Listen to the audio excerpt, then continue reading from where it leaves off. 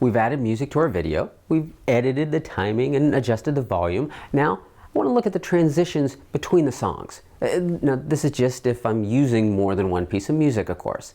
I don't spend too much time on this until I'm really finished with the piece. I'm likely to make a lot of changes to the piece as I continue to work on it, and some of those changes are going to affect the timing, which will affect the music transitions. So any work that I put in here, it's likely to need to be redone later. So I'll do this very simply now, and once the video is basically done, then I'll start putting more time into this step. You want the music transitions to be fluid without calling too much attention to themselves, but what I'm doing now is just basically getting an idea of how that's going to work, even if it's not perfect yet.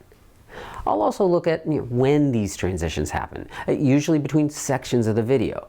I mentioned in an earlier lesson that I'll often have the music change to a new song when the organization enters the story or some other point where a change happens, especially if it's a positive change of some sort. I always think of it kind of like in an Avengers movie where they're losing a fight, but then they go into that Avengers theme just as they turn the fight around. The music changes when the tone of the fight changes. Same here. I try to use the music to make the organization the hero of the piece, and the music changing to a more uplifting song can do a lot to help that feeling. The how of the transition, well, that often depends on the music. There's no one way to make it happen. If you're lucky, you can easily edit the music so that the end of a song coincides with the end of a section of the video. So the music, it puts a nice ending on that section. And you start the next music as the first one ends with a slow fade, like this.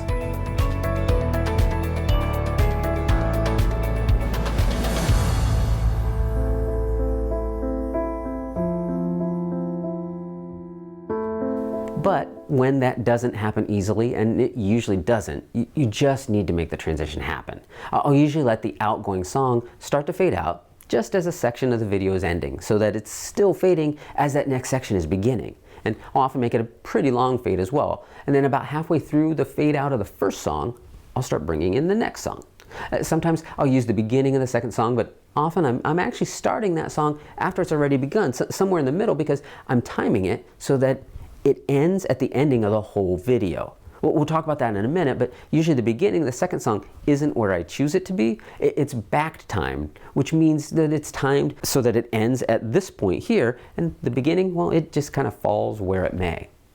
So these fade-ins and fade-outs are often pretty long, 5 seconds, maybe more.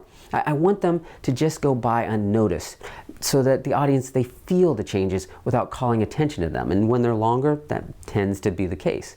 Once I know the video's basically done and the timing isn't likely to change, then I'll buckle down and I'll keep playing with the fades until the transition feels just right.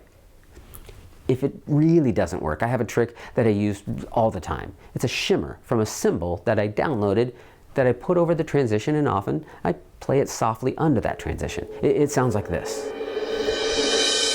That shimmer often hides just some of the awkwardness in the transition, and it can make it work. Do a Google search for cymbal roll sound effect free download. You may have to dig through a few cymbal crashes or other sounds, but you'll find a shimmer or a roll that'll work, that someone made for people to download and use. Which leads us to the ending. I have a standard way that I end a video, and it can change, of course, but often I end the video with the name or the logo of the organization and then an on-screen call to action. That's the most important information. I want the audience to know who we're talking about, and I want that name to feel important and dramatic. So I'll have the final beat of the music coincide with the reveal of the logo, like this. Because every child deserves to grow up feeling loved and safe and supported.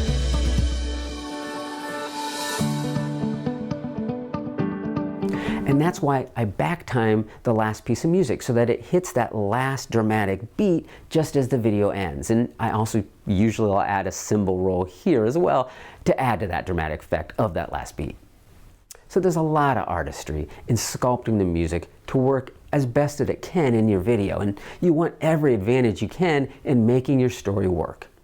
Hopefully some of these tips can help you maximize the impact of music in your videos.